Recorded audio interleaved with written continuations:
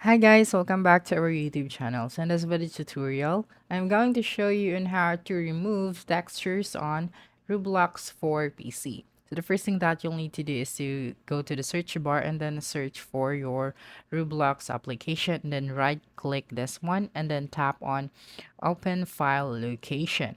And you'll be able to see this folder and then right click this one again and then click on open file location and then select the platform content. So this one.